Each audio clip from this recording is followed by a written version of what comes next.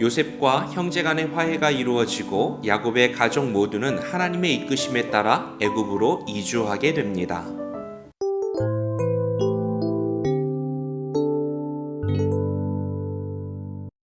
요셉은 형 유다가 아버지 야곱과 동생 베냐민을 위하여 자신을 희생하고자 하는 모습을 보면서 흐르는 눈물을 참지 못하고 펑펑 웁니다.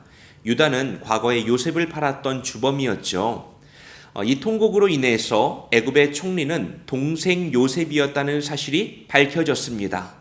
애굽의 왕 바로는 요셉의 형들이 왔다는 소식을 듣고 기뻐하며 그의 온 가족이 애굽에 정착할 수 있도록 배려해 줍니다. 한편 죽은 줄로 알았던 요셉이 살아있다는 소식과 그가 애굽의 총리가 되었다는 놀라운 소식을 전해 들은 야곱은 아들을 만나기 위해 서둘러 애굽으로 출발합니다. 그러나 또 다른 한편으로는 두려움이 생겨나기 시작했는데요. 그것은 지금까지 자신이 살아온 이 땅, 가나안 땅을 하나님께서 아브라함 때부터 그의 후손에게 주시겠다고 약속하신 바로 그 땅을 떠나는 일이었습니다.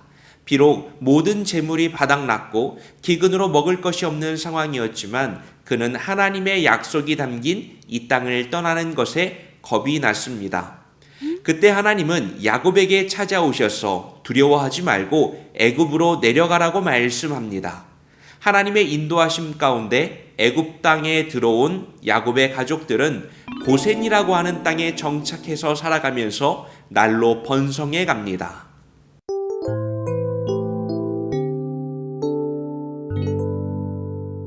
오늘 말씀은 야곱의 집안의 극적인 화해가 감격스럽게 그려지는 장면입니다. 또한 이 사건을 계기로 해서 야곱 가정은 큰 민족, 아브라함에게 하셨던 약속이었죠. 그것을 이루기 위한 터전을 얻게 되었습니다.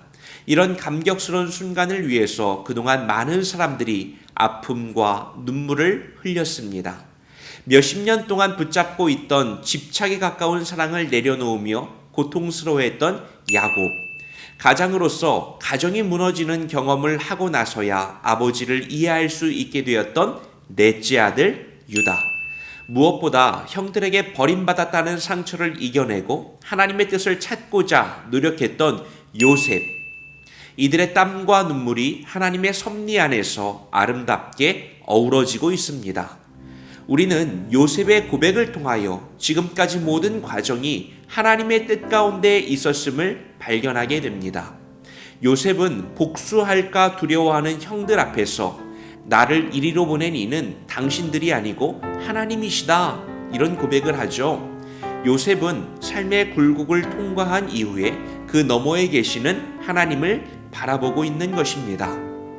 여러분, 우리들의 삶은요, 내 힘과 내 능력으로 만들어가는 것이 아닙니다. 하나님의 인도하심과 하나님의 섭리를 믿으며 다만 오늘 나의 삶을 아름답고 성실하게 살아가는 것일 뿐입니다.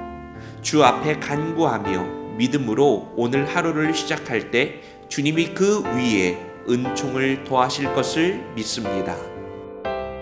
주님, 오늘 우리가 뿌린 눈물과 땀이 헛된 것이 아니라 주님 앞에 기억됨을 믿습니다. 상황 너머에 계신 인생의 배경 되시는 하나님 앞에 든든히 서가는 오늘 우리들의 삶이 되게 하옵소서. 예수 그리스도의 이름으로 기도합니다. 아멘.